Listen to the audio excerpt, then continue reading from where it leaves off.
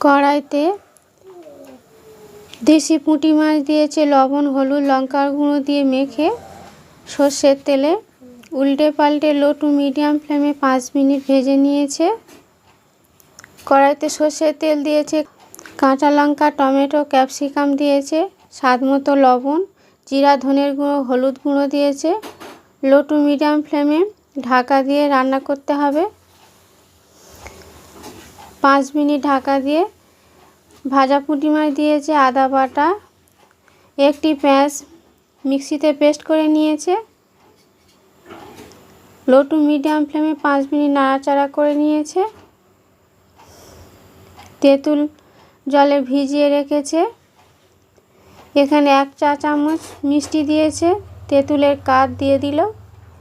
এখানে 1 বাটি তেঁতুলের কাঠ দিয়েছে।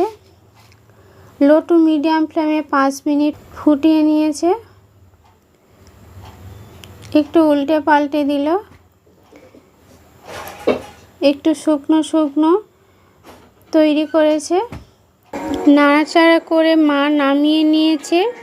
গরম ভাতের সাথে পরিবেশন করেছে। দারুণ টেস্টি হয়েছে এই রেসিপি। আপনারা ট্রাই করবেন, আশা করছি আপনাদের খুব ভালো লাগবে। ফেসবুক থেকে দেখলে ফলো করবেন।